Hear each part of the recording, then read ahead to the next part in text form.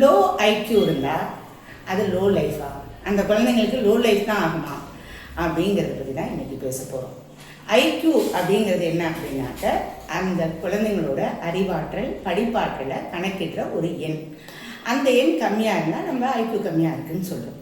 அந்த ஐக்யூவை அந்த குழந்தைங்களுக்கு 35 to 50 இருந்தால் அவங்களுக்கு ஏதோ ஒரு சேலஞ்ச் இருக்கும். மென்டலி சேலஞ்சாக இருப்பாங்க, ஃபிசிக்கலி சேலஞ்சாகவும் இருப்பாங்க.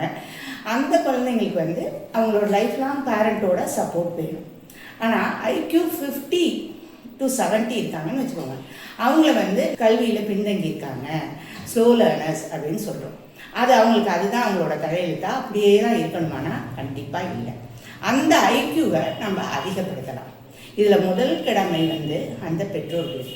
பெற்றோர் அந்த ஐக்யூவை அதிகப்படுத்துறதுக்கு என்ன செய்யணும்னா, ஃபஸ்ட்டு நல்ல உணவுங்கிறது ஒரு பாதாம், பிஸ்தா போன்ற நட்ஸு, மீன், பால், அடுத்தது ஃப்ரூட்ஸு, வெஜிடபிள்ஸ்லாம் கொடுக்குறப்ப அவங்களுக்கு மூளைக்கு தேவையான ஒமேகா 3 கிடைக்கும். அது இல்லாமல் நல்ல உறக்கம், செல்லை யூஸ் பண்ணுறாங்களா எல்லாம் பார்த்துட்டு அட்லீஸ்ட் ஒரு 9 மணி நேரம் தூங்க விடணும். மூணாவது சின்ன சின்ன எக்ஸசைஸ். அந்த எக்ஸசைஸ் செய்கிறப்ப பிரெயினுக்கு எனர்ஜி கிடைக்கும், ஆக்சிஜன் கிடைக்கும். அப்போ அந்த ஐக்யூ என்ன ஆகும் அப்படின்னு சொன்னீங்கன்னா 50 to 70 70 to 85 ஆகிடும். அந்த 85 வந்ததுன்னா அந்த குழந்தை ஒரு தன்னோட வேலையை தானாக செஞ்சுக்கும், 35% மேலே வாங்கிடும். அப்போ அதை யாருமே பின்தங்கிய மாணவர்களாக சொல்ல தேவையில்லை, அதுக்கு முயற்சி தேவையில்லை. இரண்டாவது, இதை எப்படி மேலே அதிகப்படுத்தலாம் அப்படின்னாக்க, நிறைய புக்ஸ் ரீட் பண்ண சொல்லணும். புக்ஸில் நிறைய ஒகாபுலரி வேர்ட்ஸ் இருக்கும்.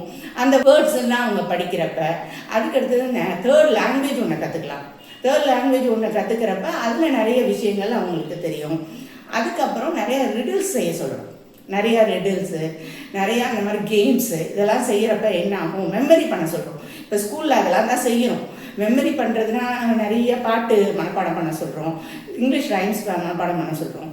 இந்த மனப்பாடம் பண்ண அவங்களோட ஐக்யூ 85 110 வரைக்கும் அதிகமாகும். 85 to 110க்கு அதிகமாகிறப்ப அவங்க ஒரு ஆவரேஜ் ஸ்டூடெண்ட்டாக மாறிடுறாங்க. ஆவரேஜ் ஸ்டூடெண்ட்னா 60% மார்க் எடுப்பாங்க. ரொம்ப ஓரளவுக்கு நம்ம மதிக்கத்தக்கவங்களாக மாறிடுவாங்க. சரி, இதுக்கு மேலே நான் எப்படி பண்ணலாம் அப்படின்னு சொன்னாக்க, அவங்களுக்கு என்ன பண்ணலாம் அப்படின்னு சொன்னால், முதல் தியானம், மெடிடேஷனுங்கிறது ஒரு முக்கியமான விஷயம். அது எந்த ரிலீஜியஸ் வழியாக இருந்தாலும் பரவாயில்ல, யோகா வழியாக இருந்தாலும் பரவாயில்ல, ஒரு மெடிடேஷன் நம்ம கொடுக்குறப்ப அவங்க மூளை ஒரு எமோஷ்னலாக பேலன்ஸ் ஆகிடுது. அதை கொடுக்கணும். ரெண்டாவது, அவங்கள நிறையா அடுத்தவங்களுக்கு சொல்லிக் கொடுக்க சொல்லணும்.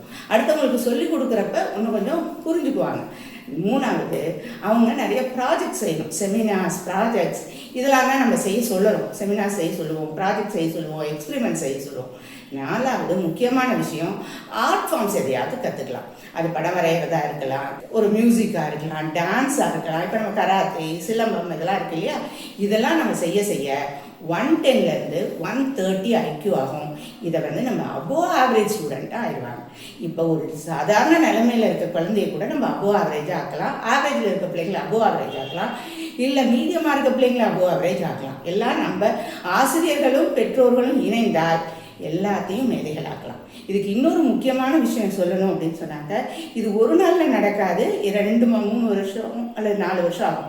பர்சிஸ்டண்ட்டாக ஹார்ட் ஒர்க் பண்ணி எமோஷ்னலாக பேலன்ஸ் இருந்தால் நம்ம குழந்தைங்க எல்லாருமே மேதைகள் தான். இன்னும் பேசுவோம், காத்திருங்க.